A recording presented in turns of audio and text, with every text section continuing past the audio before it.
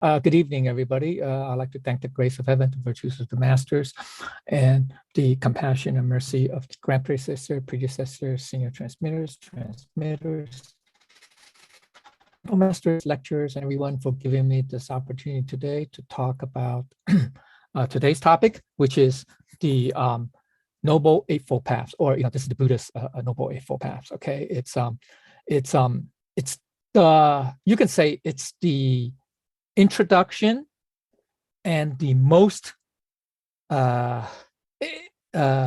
basic fundamental teaching, or the foundation of Buddha's Buddhist teachings, you can say. And what I mean by that is that it's very simple, actually. This is, I mean, at the most basic level, in which that's where we're starting at. It's the most basic, most fundamental. Another way of saying is that all Buddha's teachings, after, for his next 45, 49 years, they say, of his life that he taught, they all contain elements of the Noble Eightfold Path. Okay, so that's why it's the most fundamental. And it kind of makes sense, because it was his very first teaching to humans, okay, to specifically to his five, okay, and that's where this to his five ascetics,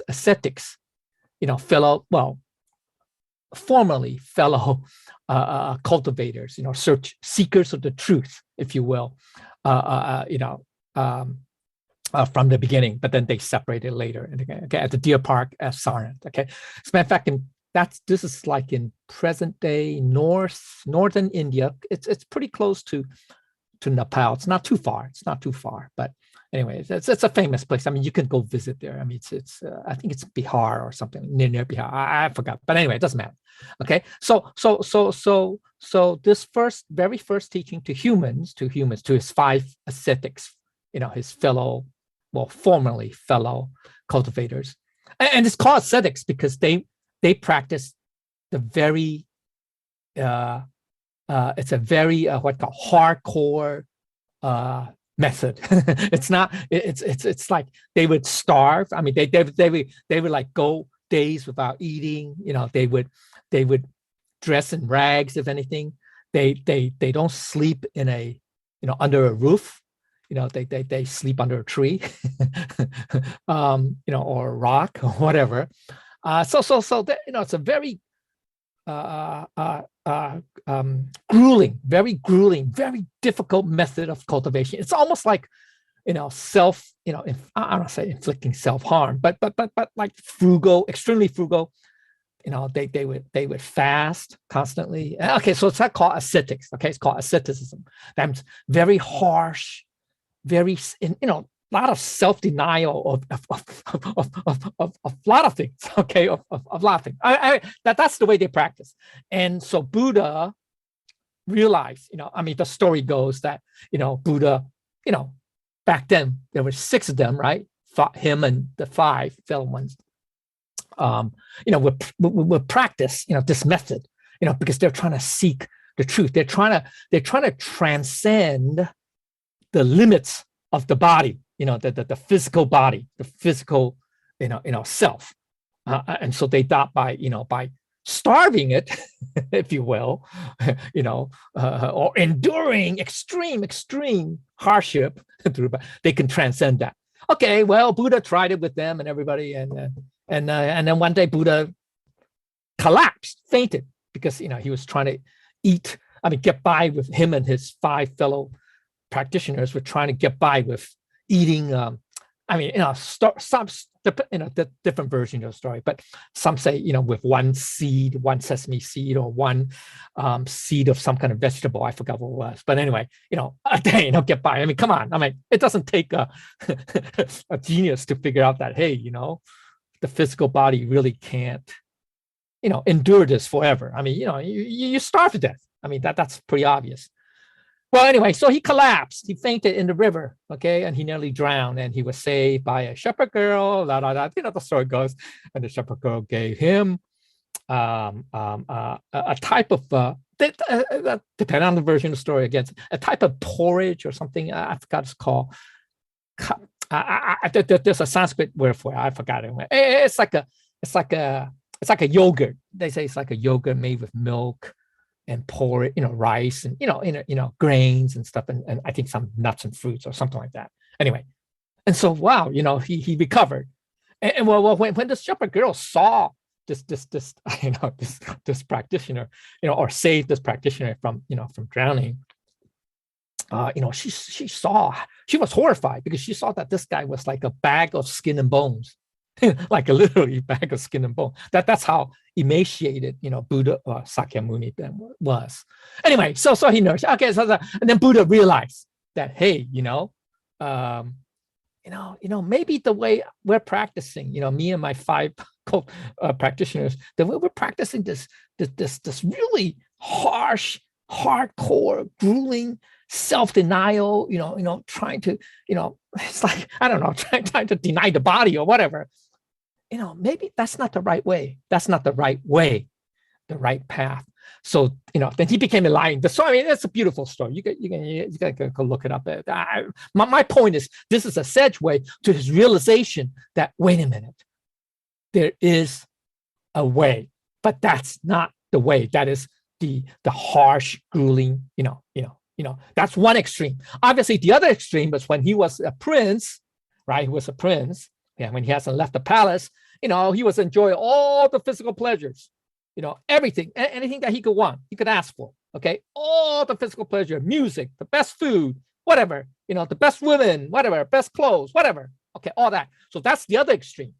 See, right? So from one extreme, which is pure physical pleasure, sensual pleasure, whatever, of the senses of the body, okay, of the physical being, to what he and his 5 ascetics were practicing, which is the opposite, the total opposite extreme, which is, everything, self-mortification, mortification, anyway, self-denial, physical, whatever. So he realized, after being saved from near death or drowning, he finally realized, say, wait a minute, these 2 extremes, that's not the way. You get it? So then he found out. So then he later on became not long after that event, he then became enlightened, and then he came upon what they call or rediscovered the Noble Eightfold Paths, the 8 paths. Okay, all right, okay. So now, I have to go to the talk about the 4 Noble Truths. Okay, just a little bit. Okay, just a little bit. Yeah, just a little bit, because I wasn't going to. Yeah, shoot. Okay, all right. Okay, so this Noble Eightfold Path, all right, okay, contains a part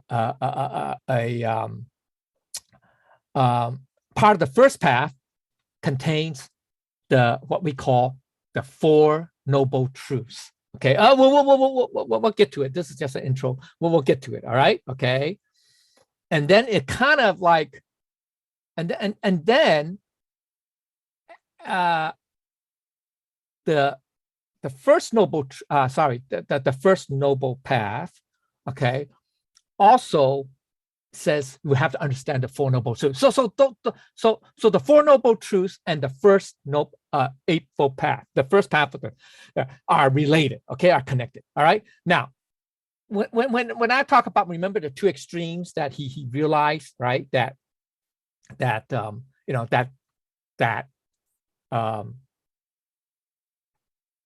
wasn't the proper way, right? Okay. So he understood that there has to be a middle way, a middle way, okay? And that's a middle way, which means it's neither the extremes of all physical pleasure, right? Immersed in only physical pleasure and sensual pleasure, whatever, okay? And the total absolute denial of your physical being, of even feelings, thoughts, emotions, whatever. Okay, so those are the 2 extremes, right? Okay, so he thought that, the true way, is that middle road in between those. It's neither those two extremes, okay? And so that's what's the Noble Eightfold Paths, all right?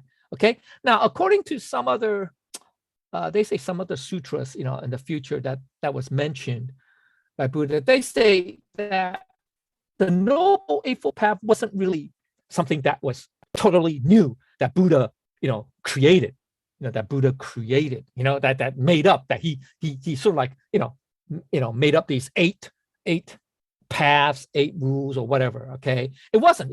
They say it was really rediscovered. It's the same, I don't say it's the same formula, but it's the same foundation. You can say, yeah, same equation, same foundation that all Buddhas follow, even prior to him, to Sakyamuni, in previous eons, previous kalpas, previous cycles, of the previous Buddhas. All Buddhas follow this Eightfold Path, this middle path, okay, this middle way. All right, okay. Now this Noble Eightfold Path also introduces the concept of the middle path, the middle way, and also the concept of impermanence of everything. Anything that has a beginning has an end, okay? So therefore it's impermanent, or subject to change, you can say change. And also causality, okay, dependent origin, okay, all right? Now, the Noble Eightfold Path is also important, is because it's part of the 37 branches of Lin, okay? It's 37助道品, okay? That's what it's called, 37助道品, okay? As a matter of fact, it's the last one. It's the 8th. I mean, it's the yeah. Let's see, 1, 2, 4, 4, 4, 5, 5, 7. It's the 7th. It's the 7th part of the 37 branches of the limbs. Okay, they're at the more advanced level, of this there's you learn about it. I mean, which I'm not going to go into here, but I'll introduce it. But there's the four mindfulness, right? The four mindfulness, it's called the four mindfulness, okay, or four foundations of the fourfold stage of mindfulness, which is within the Eightfold Paths. Okay, there's the four proper efforts, the four bases of concentration. I think it's the five good roots or 5 powers, and then the seven aids or limbs, something like that. Okay, I have it. If you just bear with me, it's here. It's in this. This is a little bit more advanced version of the Eightfold Paths. Okay, this file, that's another topic for another day. This is just cultivation. Okay, all right. So it's the 6th set here. It's called the 6th set. Okay, all right. It's all these. Okay, they're 7. Okay, they're 7, and then the last is the 8th. Okay, the Eightfold Paths. All right. Okay. So anyway, all right. So it's important. So that's why the Noble Eightfold Path is important also for that reason, because it's the foundation of all these different teachings, okay, of all these different and advanced levels. Okay, all right. So now this Eightfold Paths can be divided into 3 sections. Okay, so the first 2 paths are the wisdom section. The second 3, that means the 3rd, 4th, and 5th section, are what we call the ethical conduct, or the sila, which is precepts, but you can say precepts, do's and don'ts, stuff like that. And then the last 3, that's the 6th, 7th, and 8th paths, are dealing with concentration or samadhi. Now, these three, I should write it down here, but I didn't. It's also known as the three non-outflow studies, or the the 3 pillars, 3 non-outflow studies, threefold practice, threefold training. Okay, also known as that. All right. Okay, and the reason why it's called non-outflow, 三学, 三无漏学, okay, 无漏, 漏洞的漏, okay, 无漏学, it's because all and this is very, very, very, very, very interesting. All the Buddha's teachings, all of them. If you know the Tripitaka, if you include the Tripitaka, which is but it's the what's it, the Vinaya, I forgot the Vinaya, the Abhidharma, and the Sutras. Okay, they all contain elements or combinations or all three of these three elements. You get it? So they have the Nindanas, or whatever we would call it. They deal with precepts, okay, mostly, okay. And then there's the sutras that deal with wisdom. I mean, sutras deal with all three, actually. Okay, all right, okay, all right. So basically, all Buddhist teachings, after the Noble Eightfold Path, contain elements of these three, okay? Either all or parts or one or two of these three, okay? Combinations of these three, all right? So that's why also that's another reason why the Eightfold Path is so basic, such a foundation. It's the foundation. If you can really understand, follow, and practice Noble Eightfold Path well, you will go very far. You can become enlightened. Oops. Okay, you can become enlightened. All right. It's just a matter of degree. And speaking of enlightenment, okay, you can say in Buddha's how can I say in Buddha's time, at that time, there's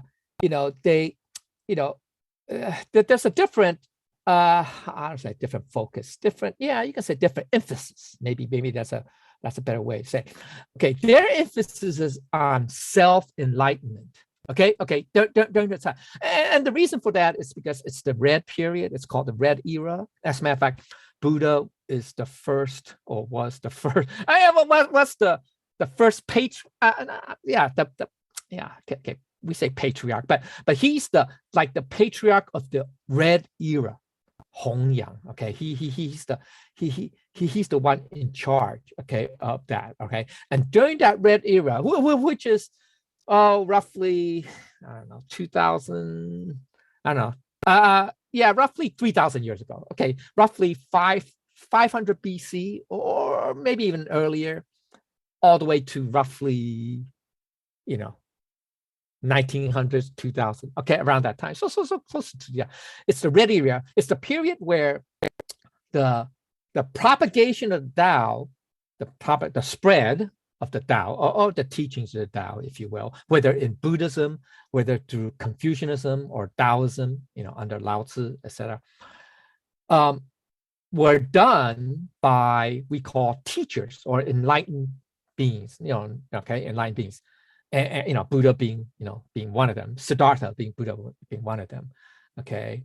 And the emphasis of that period, those times, is to become self-enlightened, okay, and not going around, self, meaning that you seek out a master, enlightened being, and then you study, you become his disciple. And then and throughout your life, then you study and practice under him, and then you become enlightened. Okay, with the goal of enlightenment, and that enlightenment, okay, is itself. It's self-enlightenment. You don't rely on on other people, etc. Okay, I mean, you follow the teachings of your master, etc. etc. And then when you don't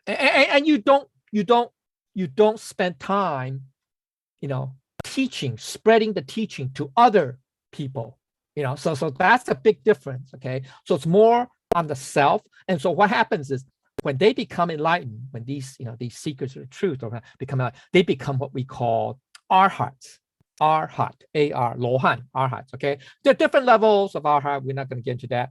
But as a matter of fact, okay, one of the 5 ascetics, if you want to go another story, I don't have time here. Okay, the 5 ascetics, the oldest one, the oldest brother, they call them brothers, okay, was named a person called Kandina. And as a matter of fact, he was the one who, let's see, at this point, it would be like 30 plus years. Yeah, close to 30 plus years, 30 something years or so, 29, 35, depending on how, which version of the timeline that you follow, but roughly 29, 30 plus 33, 30 something years ago,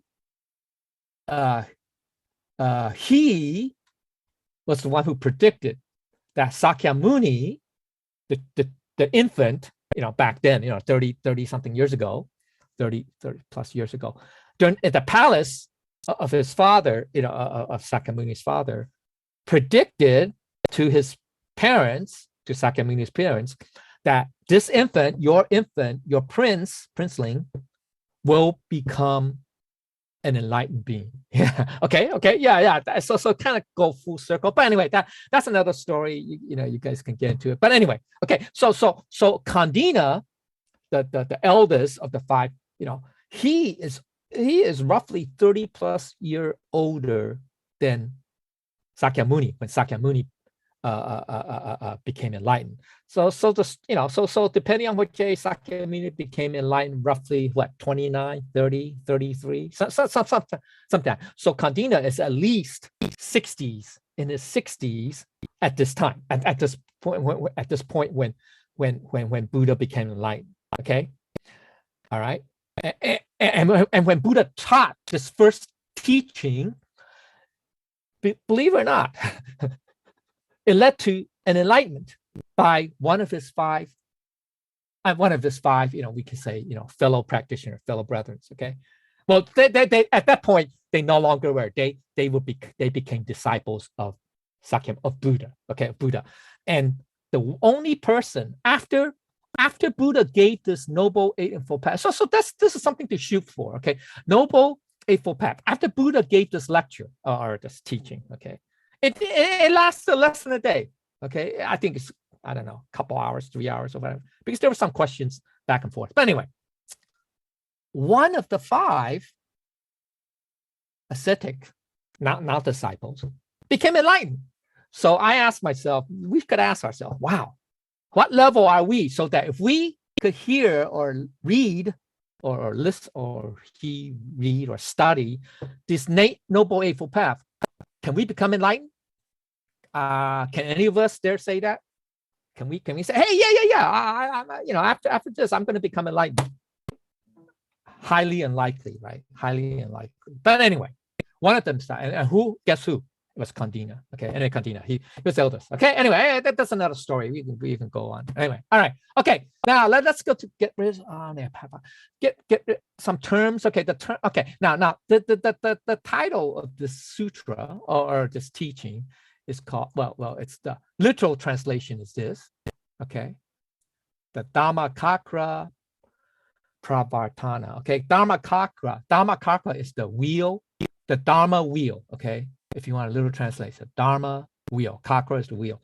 Pravartana is to set into motion, to start turning the wheel, the Dharma. And it's that's why in a lot of the iconography of Buddhism, you have what they call the Dharma wheel. I don't know if you guys seen it. If you go to Tibet, if you go to Nepal, even, they have this, it's like a drum. It's like a drum. The drum represents the Dharma wheel. Oh, it has a lot of meanings too. The drum means the cycle of life, all that stuff. Okay, but anyway, so and it's, you turn, they turn the wheel. Okay, they turn that wheel. Anyway, okay, you can see that in some of these more traditional temples, monasteries in Nepal and probably in also in India and Tibet. Anyway, okay, all right. So that's the setting in motion. And it's very, and when you think of it, it's very symbolic and it's very meaningful, right? Yeah, this is because the beginning of teachings of the Dharma. Okay, the Dharma, the teachings. Okay, and it makes sense. All right. So it's a very meaningful, okay, title. Anyway, all right, okay. So here's some key phrases, but these are there's no need to. I mean, these are Sanskrit. Okay, all right. But anyway, okay. Dukkha is an important term. We should just be be aware of that, because that's one of the important concepts. As a matter of fact, it's one of the important term in the four noble truths. Okay. Anyway, all right. Okay. So, and samyak, yeah, you can say, yeah, samyak is important. It's important because it's part of the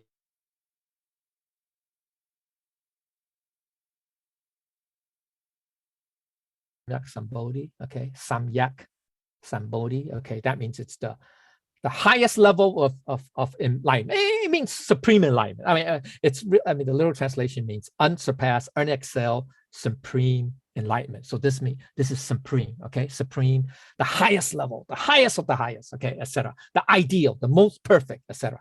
Okay, now prajna is also another important term that you're going to come across in Buddha's teachings. Okay, it literally means wisdom. Okay, so all right. Okay. But at the base level, at the beginning stages, you're not going to get wisdom right away, or the highest level of wisdom, but it's called discernment, be able to distinguish, between what is correct, what is incorrect, proper, improper, right, wrong, moral, immoral, etc., virtuous, evil, whatever, okay, all that, all right? Okay. And then at the higher level, it becomes at the unsurpassed or highest level of the proper view, proper intent, proper knowledge. Okay, that's the highest. That's the supreme level. Okay, all right. So just an example.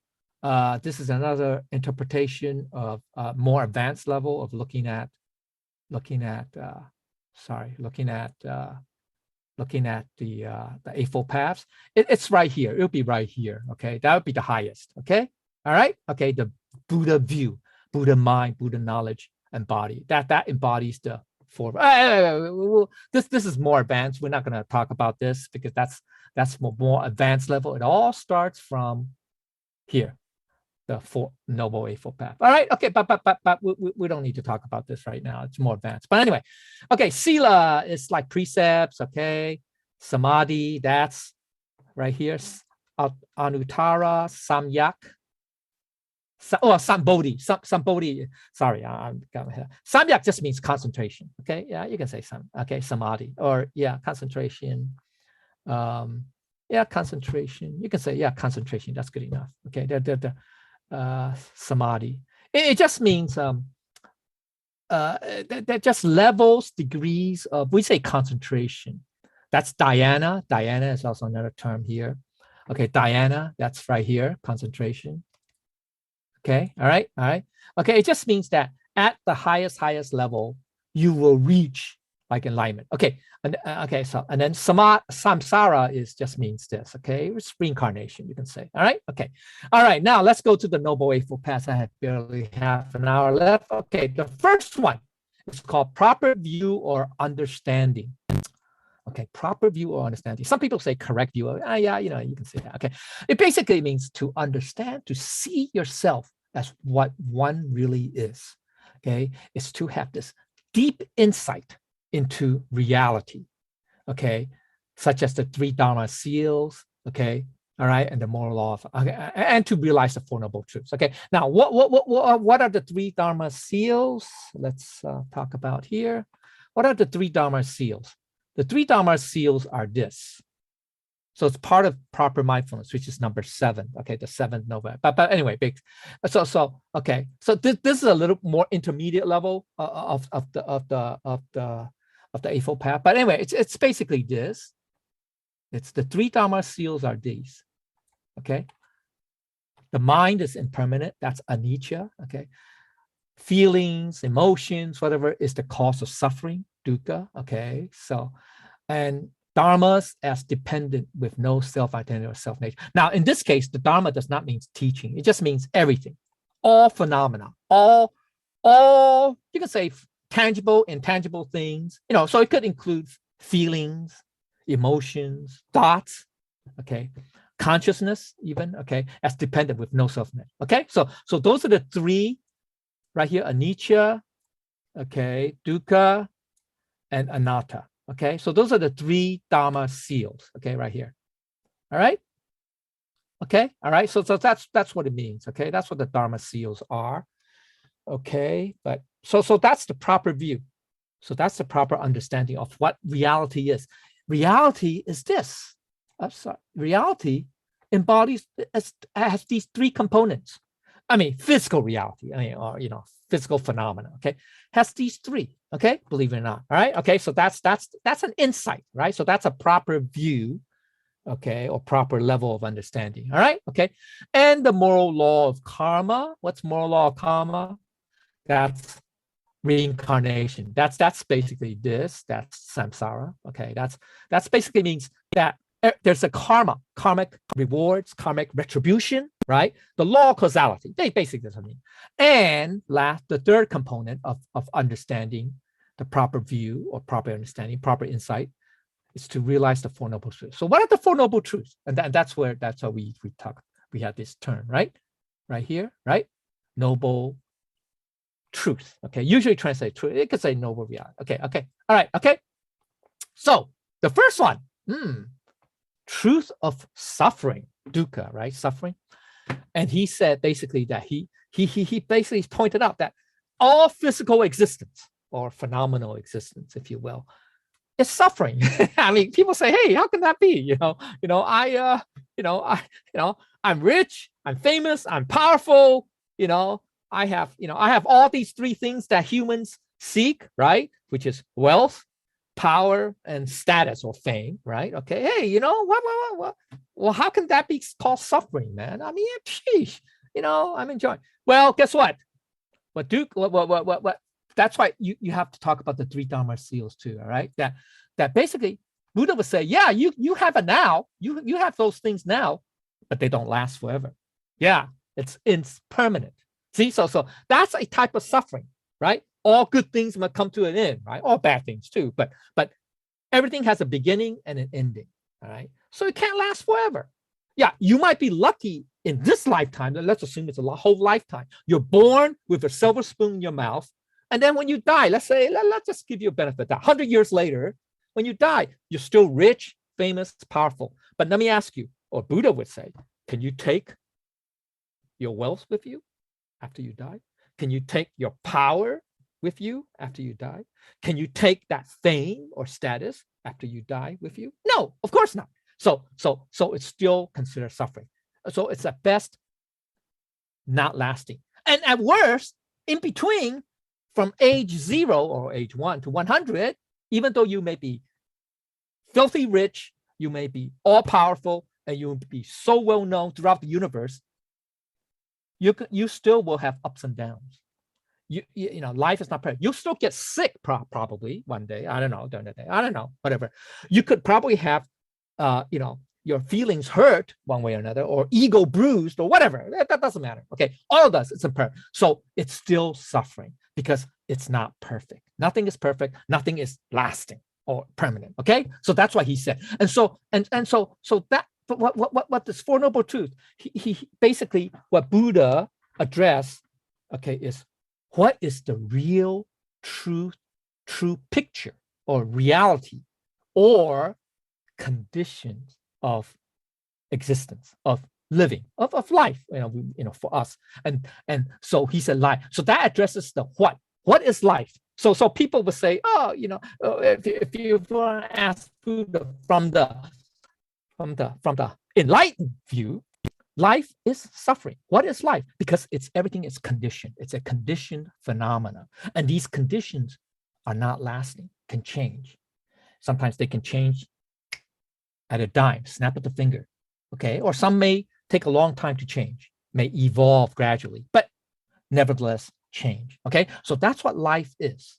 That's why we were young, we were very healthy, very lively, very athletic, whatever, handsome, beautiful, whatever. But then at the very end, we get wrinkles, we get, sore backs, sore knees, whatever, pain, suffering, sickness, and then death, right? So that's what life is. So from a Buddhist perspective, from the enlightened approach, which is the proper understanding of what life is actually a sea of suffering. Okay. So that's the first one. Now let's talk about second truth. Second truth is, but he said, yes, because it's based on the first one, that is, everything is conditioned. Conditional means that they are based on or caused or started by factors, variables, factors. And these factors are always changing. Variables are always changing, okay? So because of that, then it leads to number two, that you can say, hey, you know what? Even though life is suffering, right? That's the first one, first truth. But there is the source to that suffering, okay? And there's a beginning, there's a source, there's a foundation to that suffering. And what is that source of that suffering? Is that because we're ignorant, we don't know better, or we are not enlightened. You can say that, okay? I mean, at a very narrow view, you can say, because we are ignorant, we're not enlightened, okay?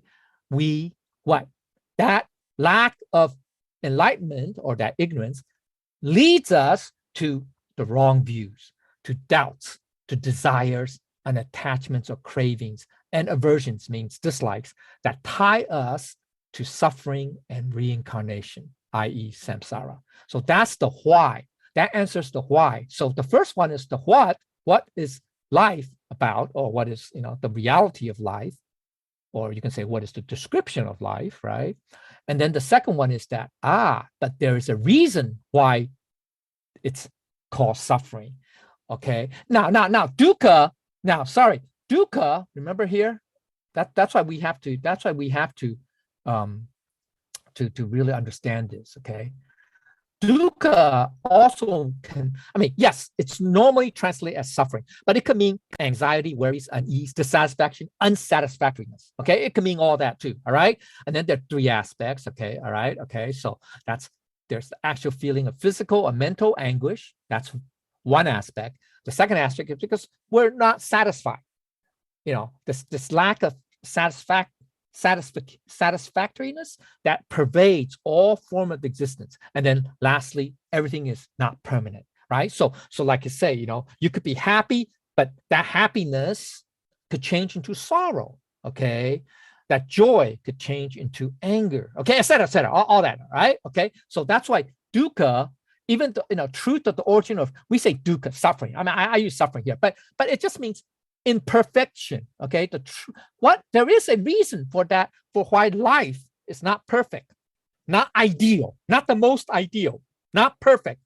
All right, of course, those of us who we study the Tao Te Ching, we would say from that perspective, we say, because we are in the yin and yang, okay, which is the duality. Yes, so whenever we have duality, that means it's not perfect.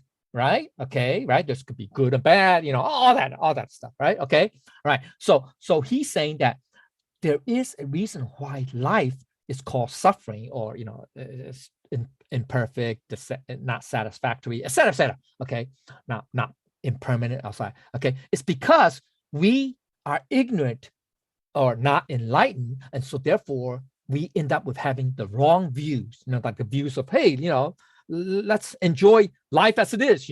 I'll do whatever I feel like. Whatever. All that stuff. Okay, all that stuff. Or we have doubts. Doubts about life. What is life all about? What is?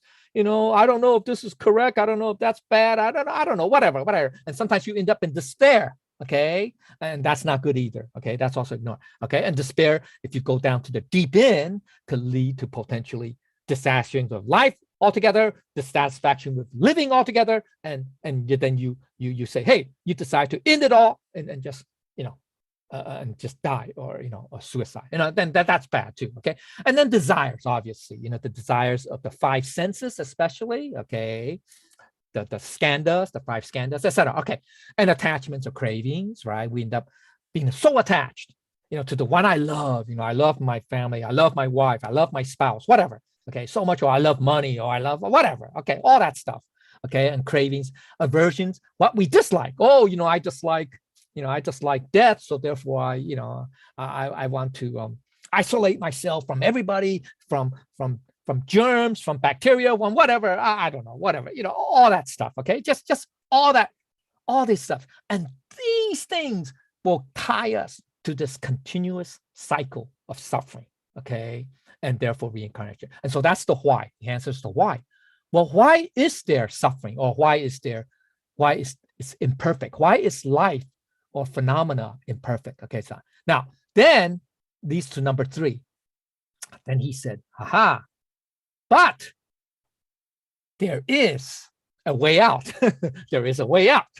There's a way out. And why? And so this is very important. So because suffering, or we say imperfection, it's not really permanent. I mean, even though that's an aspect of existence, it's not permanent. Why? Because it's all based on conditions, right? It's conditioned. It's based on, let's say, ignorance in this case. But okay, so therefore it's not fixed. So what I'm trying to get at is it's not fixed. These two are not fixed, are not rigid, are not purely or absolute deterministic.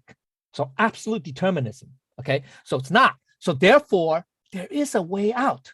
There is a way out. That is to resolve the second one, number 2, resolve, to relinquish, to give up, to let go of the cravings and desires that ties us to samsara. The extinction of cravings and desires. That is nirvana. That's where is the way out? You know, there's a light at the end of the tunnel. Okay, where's the way out? It's called nirvana. That's where, you know, that term nirvana. Then that's the realization. You realize that, aha, life need not be existence, or life need not be like this. These two, there is a way out. Okay, and that's called nirvana. Now, this does not mean some people, you know, misinterpret, misunderstand, say, oh, you know, yeah, you know, nirvana is after I die. After I die, I will attain nirvana. Now, that may be the standard. Oh, I'm running out of time. I'm going to go to, okay. That may be the standard general understanding of what nirvana is. Actually, nirvana is in the moment. It's in existence. It's in phenomena. It's in the moment. It's here. If you live according to the Tao, according to Buddha's teachings, you know, Lao Tzu's teachings, etc. Okay, if you follow that, if you're in accordance, that's what we say, accordance with our Buddha nature, then that is nirvana. And you follow, everything flows from that Buddha nature, that true self. Okay, everything flows from there. That's nirvana. That's in the moment. Okay, anyway, all right. So that's the where realization. Okay, the fourth truth is now. He said, okay, so he's saying, yeah, you know, there is a thing called nirvana. That's the, you know, the realization. Actually, really, it means, you could say at the higher level, you could say enlightened, the enlightened understand, the enlightened, you know, view, okay, being enlightened, okay. Anyway, that's a simple way of saying. So therefore, he said, now, how do you get there, right? Where, right? The where, the how do you get there, you know, there, whatever, where. It's that there's a truth of a way leading to the cessation of suffering. That is, you follow the noble eightfold path to use our wisdom to distinguish what is proper, improper, right or wrong, etc., and what one should do or not do. That's the how. So that's the cultivation path aspect. That explains the how, and that is the noble eightfold path. Get it? So the first path alone means you have to understand the Four Noble Truths, and then the Four Noble Truths, will lead you to understand that, oh, there is a way to reach nirvana. There's a way to reach nirvana, right? To reach realization, to reach enlightenment, etc., or is the how part, the how to cultivate, how to get there. All right. Okay. So that's the first. Sorry about that. It took so long. I still only have a few more minutes. I'll finish this up very quickly. Okay. So that's the first path. So this is very important. So that's why it's the first path.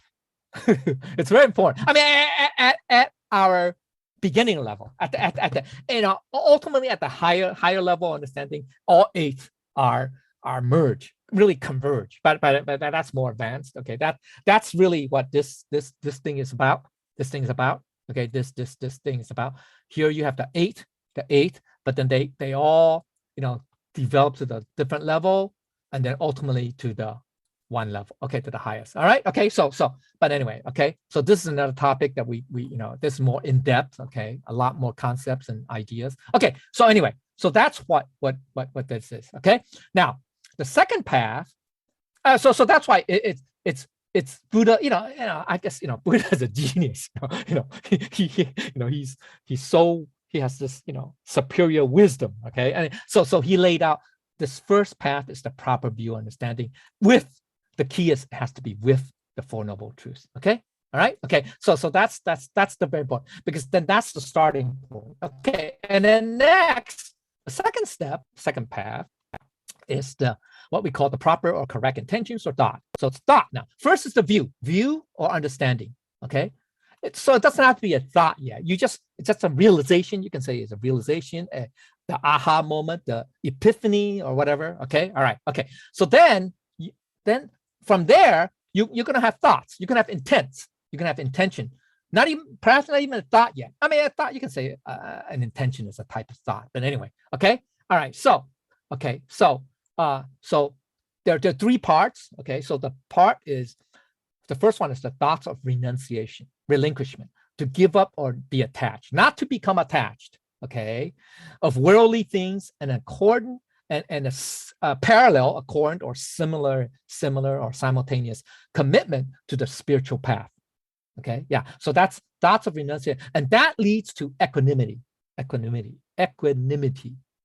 that leads to equanimity, which is part of the four. What's that called? The four. I don't go into too much detail. Once again, it's the four the four immeasurable minds. I think it's the four immeasurable minds, right? Okay, it's part of one of the four immeasurable minds. Anybody understand? Right? Get it? Okay. All right. 四无量心. Okay. Anyway, all right. Doesn't matter. Okay. All right. Second one is the kind, loving. Sorry. Second one right here. Okay, is the kind, loving thoughts as opposed to ill will. Okay, so you have to get rid of, you have to become positive, even positive. So you say there's a positive, negative. Yeah, there's an yin yang, because remember, we talked about the basic level first. Basic level is you have to dwell on the positive aspects, not the negative. You have to move away from the negative to the positive. And then at the more advanced level, you even give up that notions of what's positive or negative, what's right or wrong.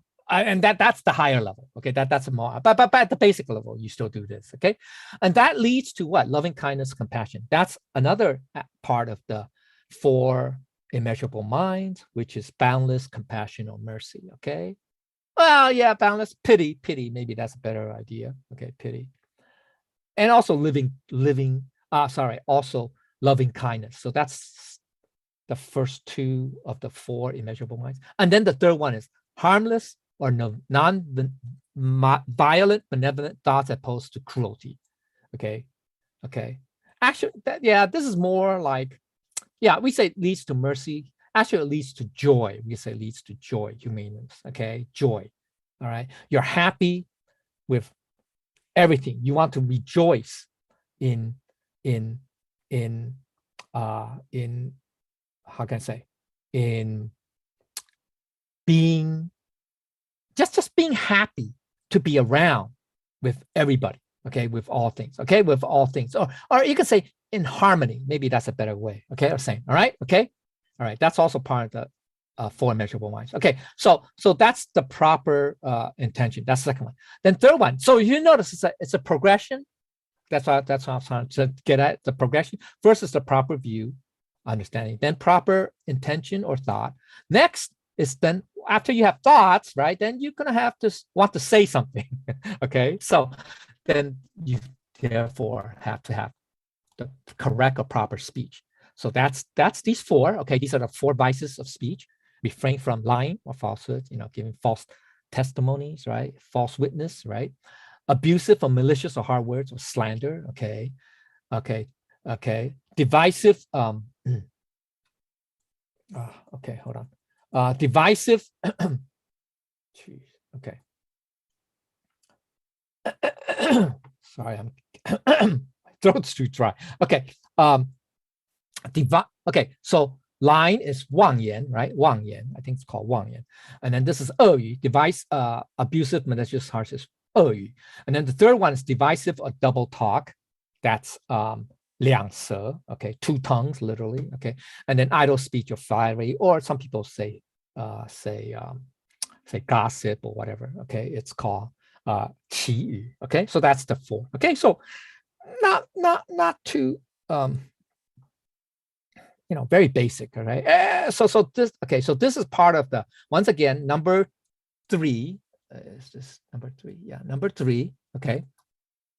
Number 3 is part of the what we call the contains the 4 vices of speech, or what was also called the 10 evil deeds, okay, part of the 10 evil deeds, 4 of the 10, okay. Anyway, okay, then the fourth, I'm almost losing out. The fourth one is called proper conducts or actions in 3 areas. So we should do this, okay. We should definitely avoid killing, avoid stealing, 杀盗 in lust or non-chastity, okay. So purity, okay. So this is also called the 3 evils of the body, okay.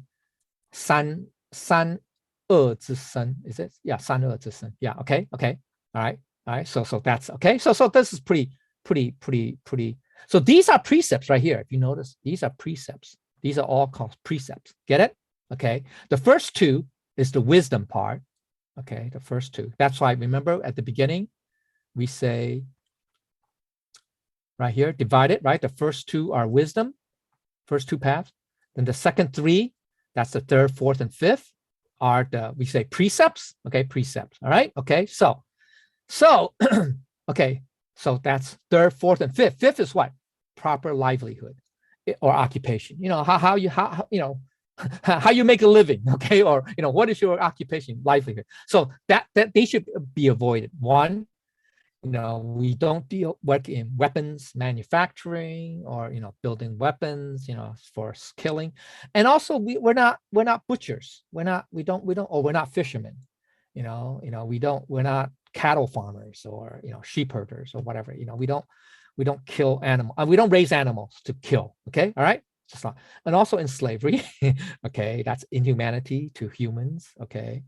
And then intoxicants, yeah, drugs, drinks, cocaine, whatever, stuff like that, alcohol, okay. I mean, yeah, so this is kind of tough because there are a lot of cultures in the world that wine, winemaking is part of their culture, whatever. The Greeks, right? The Greeks, I mean, even ancient Middle East, same thing. Okay, it doesn't matter. I mean, that's tough. But that levels, okay. But anyway, and also in poison, we don't deal with poison. So I don't know. I think anyway. Okay. So basically, you just so we're not a drug dealer, we're not stuff like that. So this is pretty bad. So these are the precepts, okay, 3, 4, and 5. Okay, now I only have a few minutes. Let me go to the last 3. It's very quick.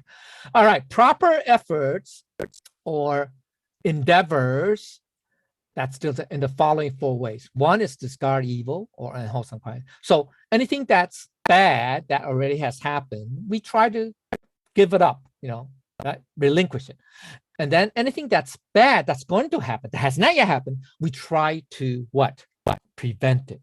So prevention, is better than a cure, right? Okay, so we try to prevent the evil or things bad from happening. And then the third is we have to maintain or develop, nurture the good or wholesome qualities that's already there. So if we have good qualities in ourselves, we should continue to nurture. So this is all positive. It has to do with positive and negative, okay? And then last one is we have to promote, try to develop. I say develop means not nurture, encourage. Try to encourage the good or wholesome qualities that have not yet come into existence. So that's why we want to teach people, or not just teach kids, children, but also advise other people to try to be better themselves. I mean, to display the better part of themselves, right? Et cetera, et cetera. Okay. So stuff like that, right? So this, okay. So that's proper effort. Okay. So that's proper efforts, all right? So this requires concentration, by the way. That's why it falls under concentration, right? We have to focus our efforts, okay? Focus our endeavors, okay? Effort. Okay. Then the And also at a higher level, which I will not talk about, but this is also part of the 37 limbs, 37道诸品. Okay, it's part of it. Okay, I think it's the second one. It's the second. Okay, it's the second of the 37. The proper mindfulness. Okay, 正念, right? Okay, that's to be awareness, to be always constantly aware of one's deeds, words, and thoughts in 4 areas. Okay, this is very basic level. First is with regard to mind, that's impermanent. Okay, so that also ties back to the Four Noble Truths. Okay, then second is with regard to feelings, emotions, that is the cause of something, the first noble truth. Okay, the first one, second, the second noble truth, this one is the first. And then with regard to mental qualities, dharma, depending on that, nothing has a true nature. Not trying to understand essence. No physical things, or which includes tangible and intangible things. Okay, or qualities are not independent. They do not have the essence because they are conditioned. They are all subject to condition. They're subject to change, which is with this too. All right. Okay. And then lastly, with regard to our physical body, that's impure. Yeah. Anyway, okay. This is the basic. So this is the first of the 37 limbs. Okay. 37助道品. Okay. This is the first one. Okay. All right. But so it's very important too. So this proper mindfulness also has to be concentration, because we have to make an effort. You have to focus and say, hey, always be mindful, always be constantly mindful. Okay, aware. Okay, all right. Then the eighth one, the eighth path is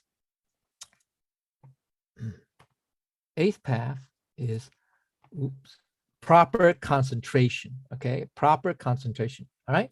Okay, that's the samadhi part. Okay, it's to develop a calm and concentrated mind based on the 4 dhyanas. That's the meditative states, which we do not need to go into there. But remember, at the basic level, if you can, remember at the intro, I talked about, if you can do this well, and particularly this 8th one, because this will be the last of the 8 paths, you will reach a very high level of what we call meditative state, and that will lead you to become an arhat. Okay, get it? All right. But I don't need to talk about, but that's what back then it is. Okay, but that's only an intermediate level. There's even higher level beyond that. Okay, and to help prepare for the ultimate attainment of wisdom and enlightenment. That's what the higher level is. Okay, the highest level, to help prepare for the ultimate, to help to prepare. Remember, so it leads to. It's not only, this is not the final step. Okay, it just leads to the ultimate step, which is through non-attached, unperturbed, and non-dualistic concentration. That's the highest level. Okay, that would be the highest level. Okay, of attainment. Now it has 4 parts to it. It just means that first one is to have a strong aspiration or zeal to cultivate, to attain. That means you want to have. You can say that's a desire too, but the idea is it's beyond desire, because desire implies that you still have this ego, attachment to this ego. It just means that you are inspired. You have this aspiration or zeal. It's a formless aspiration.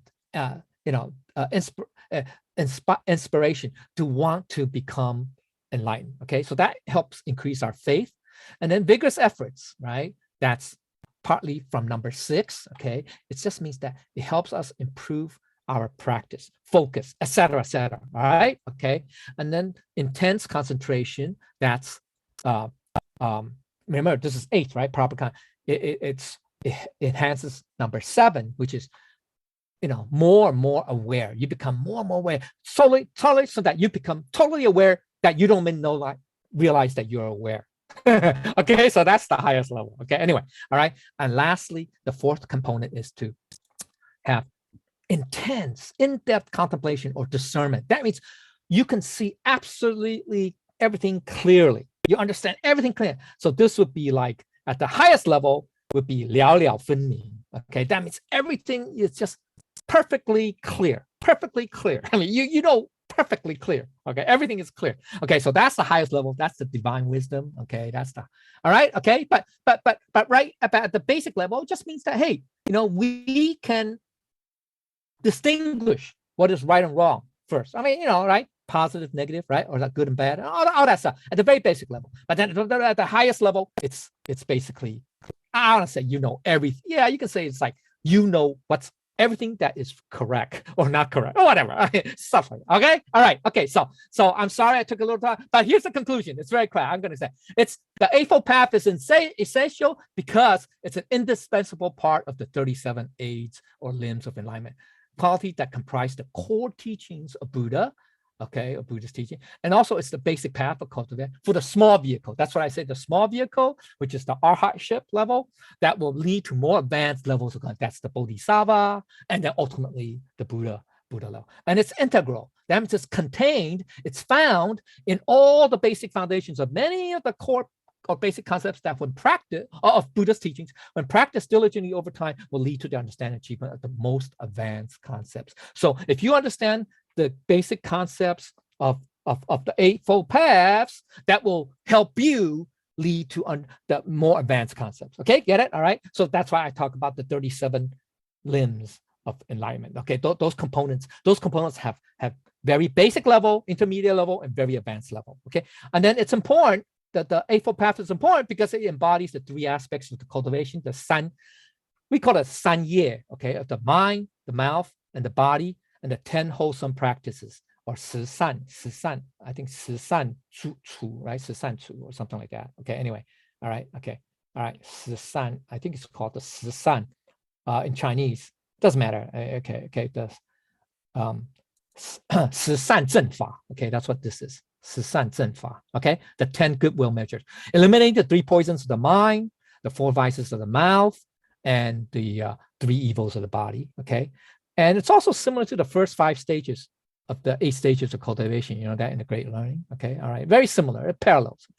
And it's based on these qualities, this middle path, the Eightfold Path, is truly worthy to be called Noble Eightfold Path. So as cultivators of the journey of cultivation, we now have a better insight and understanding of the Noble Eightfold Path and its teachings. So when we practice it properly and diligently, over time, it will lead to profound wisdom inside the back. So let us all become awakened to embrace the middle path and be inspired to achieve enlightenment this lifetime. Okay, so this concludes this. Now, as an example of how integral the Eightfold Paths are to Buddha's teachings, here's a chart that highlights. I know it's kind of busy, you can't see it, but the Noble Eightfold Path is right here. Where is it? Right here, yellow, and it all links to all the different aspects of Buddha's teachings, but this is only still at the basic level. But anyway, all right. So just to understand how these are different concepts right here: triple gem, 4 noble truths, 5 aggregates. See, here's the 4 noble truth. That's in what's that? Purple. Okay, purple, and then, and it's linked to the Eightfold Paths. Okay, all right. Okay. And then, okay, all right, okay, so I don't need to talk, but that's just an example. So, okay, this concludes the class. I'm sorry, it went over a little bit. Everybody, and if I've said anything wrong or incorrect, I ask for the Buddha's teachings, guidance, and forgiveness, and everybody's guidance. Thank you.